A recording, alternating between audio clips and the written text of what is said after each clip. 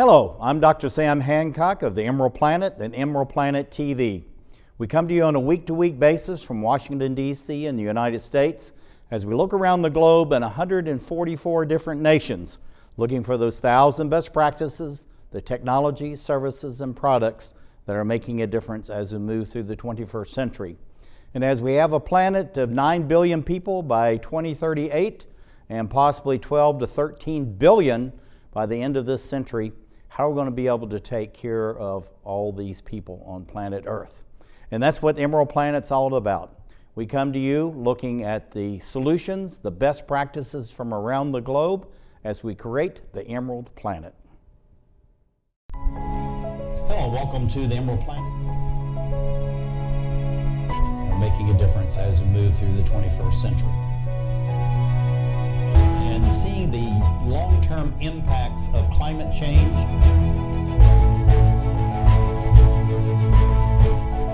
We're glad to have you. Thank you for being with us.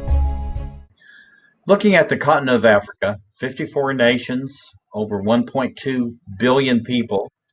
It's a very dynamic area, much growth, and yet the world doesn't really understand much about the African continent, and many of the old impressions and stereotypes are still very much alive.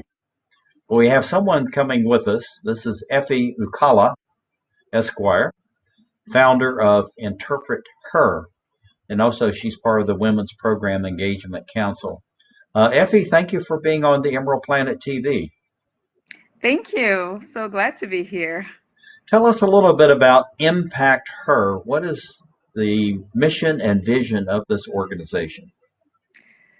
I think in one word, it's really about financial inclusion for women in Africa. So ImpactHER focuses on helping African female entrepreneurs, the small and medium-sized businesses that are owned by women, to build scalable businesses. We access them to markets and also give them access to institutional funding.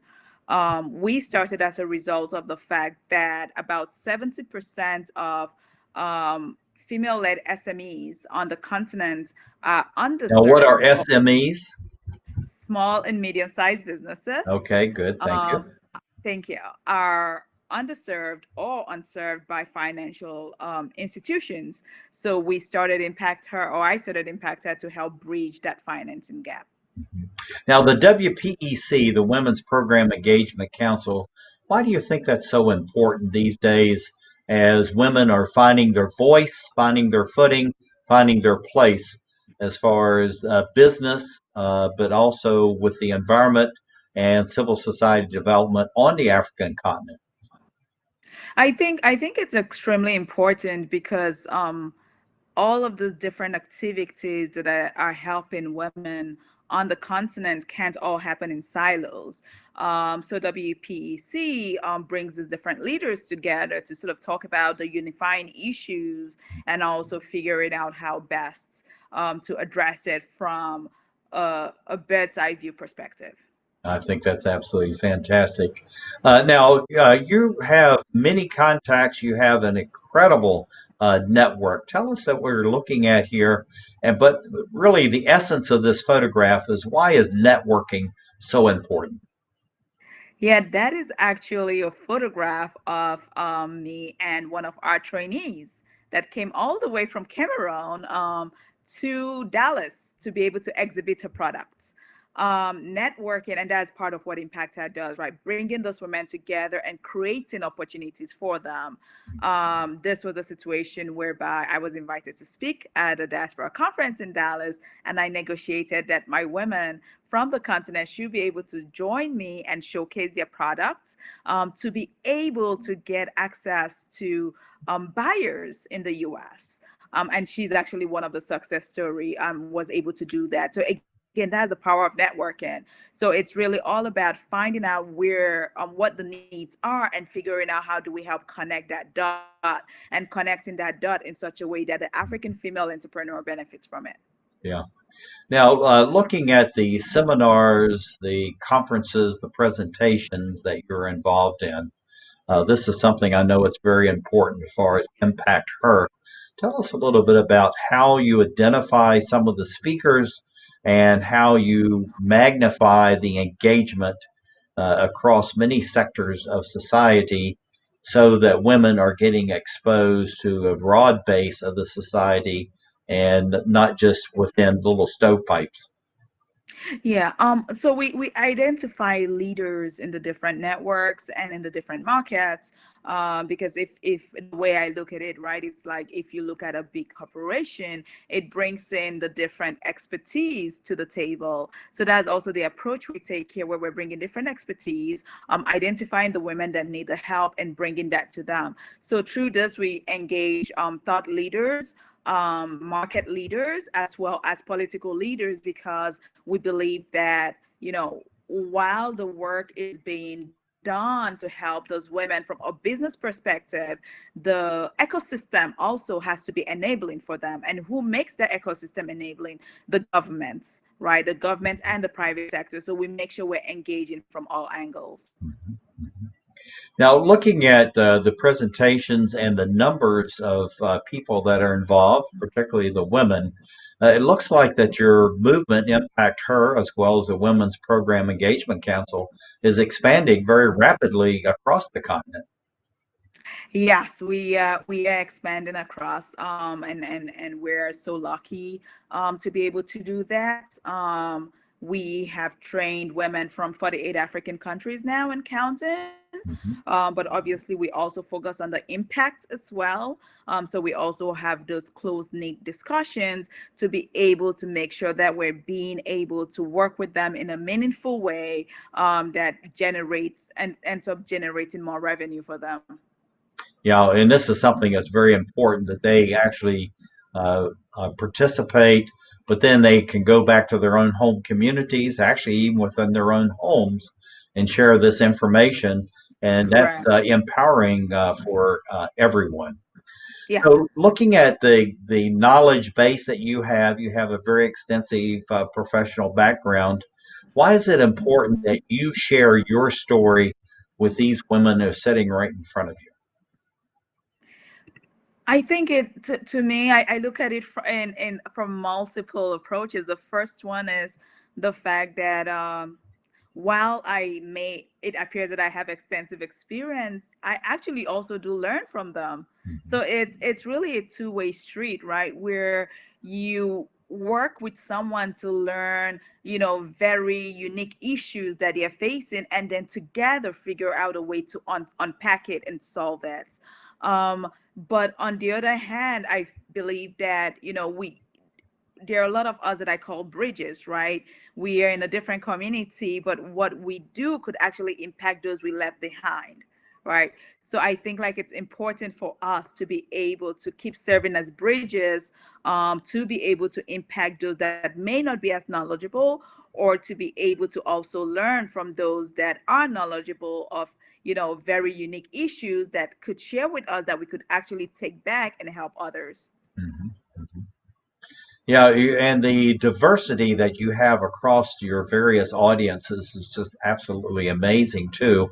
And of course, the African continent, 54 nations, thousands of different, tribal areas. So, how do you bring all these people together? And what are you feeling? Not only just what you're hearing and seeing, but what are you feeling as far as the dynamic of having this diversity coming together on a regular basis through ImpactHER? I think it's incredibly important because women haven't done a great job at networking with each other. So that's the first bit. So we want to create a safe space for them to feel comfortable with sharing their business problems, their business ideas, and not looking at each other as competitors. Secondly, with the different countries, obviously there are also different cultural idiosyncrasies. But at the same time, we feel that there is also a benefit in trying to create that supply chain within Africa. So you could have a situation where you have, and we've had this, a woman from Ghana meeting up with a woman from Nigeria and figures out, oh my God, I make bottles and you make lotions. Can you actually supply my bottles that I need, instead of me, going to some other country where I've been purchasing it at a higher price. So we're also helping to create the supply chain, especially against the backdrop of the fact that we will be the AFCTA will be implemented in June. So we want to make sure that African women are part of the success story for the AFCFTA.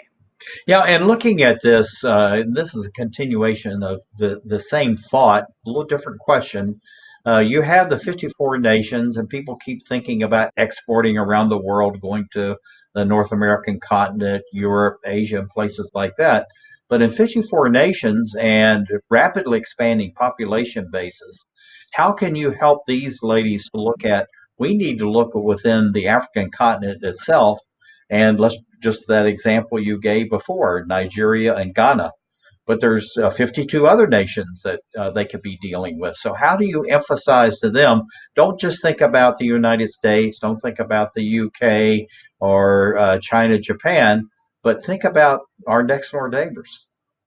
Yes, and I think we've been emphasizing that to them through the network we've created, in that they are now beginning to form natural relationships, friendships. Mm-hmm. And I think that when those friendships solidify, or as people get to know each other and trust each other within the network, it's only natural for them to think about that person first in the neighboring country, or maybe, in a few countries away, as opposed to outside of the continent. But also what we've been talking to them about and helping them create is really working in groups, because to be able to satisfy the needs of maybe a neighboring country or another country in Africa, you have to be able to produce at scale.